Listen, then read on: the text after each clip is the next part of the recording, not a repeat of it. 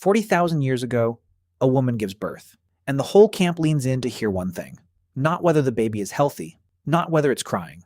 They lean in to learn one fact. Is it a boy or is it a girl? And in that single answer, before the child has taken 10 breaths, its entire future has already been decided. Not by love. By arithmetic, the oldest bias our species ever carried, the one that looked at a newborn's body and calculated its worth before it had a name. One case file, one buried instinct dragged into the light. Open the evidence room. Subscribe. Let's get into the evidence.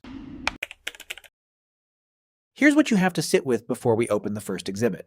We like to believe the preference for one sex over another is a modern sickness, a product of broken cultures, bad religion, cruel economics. It isn't. It's older than all of that.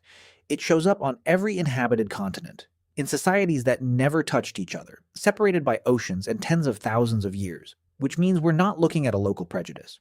We're looking at something structural, a calculation ancient humans ran again and again in isolation, and kept arriving at the same brutal answer.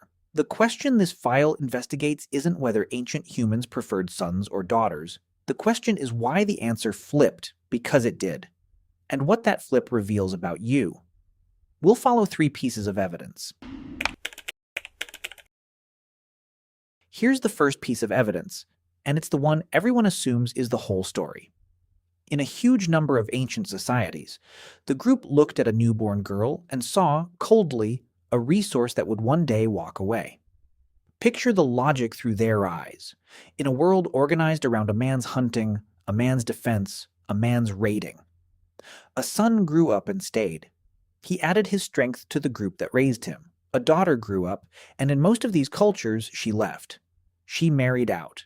She carried her strongest, most productive years, the labor, the children, the alliances, into some other band. From the raising group's point of view, a son was an investment that paid back. A daughter was an investment that matured and then relocated.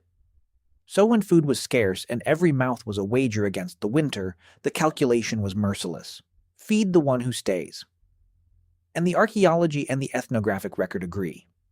Across the Arctic, across parts of Asia, across the ancient world, when a group had to choose, the child less likely to be kept was overwhelmingly the girl. Not out of hatred. Out of the same triage we've seen in every file, who does scarcity keep alive?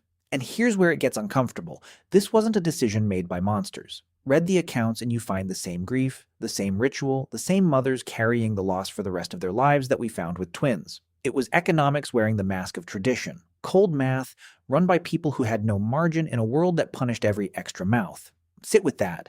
That's not cruelty. That's a spreadsheet no one wanted to open. But if that were the whole story, if a girl were universally a liability, then the preference should have been universal too. Every culture, every time, sons over daughters. And here's where the official story cracks, because that is not what the evidence shows. In a moment, I'm going to show you the cultures that ran the exact same arithmetic and arrived at the opposite answer. Quick one. If this file is getting under your skin, that discomfort is the whole point of this channel. Subscribe and stay on the case. Because Exhibit B is about to prove that the bias you think you understand isn't about girls at all. And Exhibit C is going to show you you're still running the calculation today. Here's the second piece of evidence. For every culture that saw a daughter as a resource walking away, there was another that saw a daughter as a resource walking in. Flip the arrow. In societies where a man paid a bride price, where a marriage meant wealth, cattle, tools, and alliance flowing to the girl's family, a daughter wasn't a liability. She was the single most valuable thing a family could produce. In these cultures, it was sons who were the burden. A son cost you a bride price to marry off. A daughter earned you one. And so in matrilineal societies, in bride price economies, in groups where descent and inheritance ran through the mother's line, the newborn everyone leaned in to celebrate was the girl. Same species, same scarcity, same cold arithmetic at the mouth of the birth. Opposite verdict, one culture grieved a daughter, the one across the river prized her. So which of them was right, the group that saw a girl as a loss, or the group that saw her as fortune? And here's the part that should change how you see this entire file. They were both reading the same variable, and it was never the girl. Here's the third piece of evidence, the one that reverses everything. What decided a newborn girl's worth was never her sex. It was the direction the resources flowed at marriage. That's the whole hidden variable.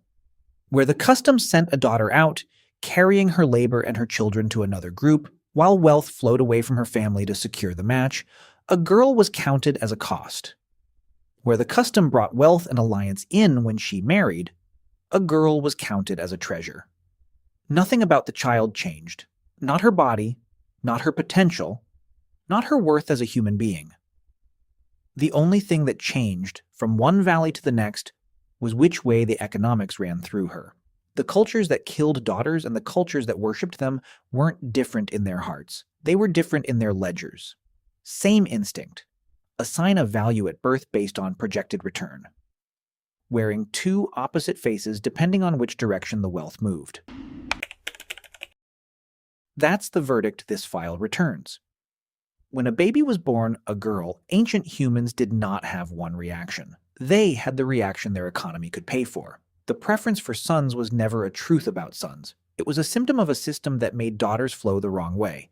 Change the direction of the flow, and the exact same people, running the exact same math, called the exact same child a blessing. And you still do it. Not with sons and daughters, hopefully, but with the same underlying machine.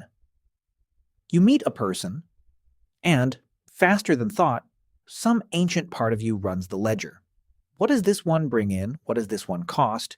Which way do the resources flow? You call it a first impression. You call it a gut read. It's the same calculation a group ran at the mouth of a birth 40,000 years ago, assigning worth to a human being based on projected return. You like to think you see people.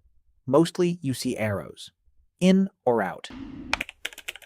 You come from the ones who survived the ledger. Every single one of them was once a newborn someone did the math on. And the math came back, keep. Case closed. Before you go, drop a comment with the one thing in this file that surprised you most. I read every one, and they shaped the next case. If this file changed how you see your own instincts, the next one will too. There's another file waiting in the evidence room. Subscribe. Stay on the case. The investigation continues.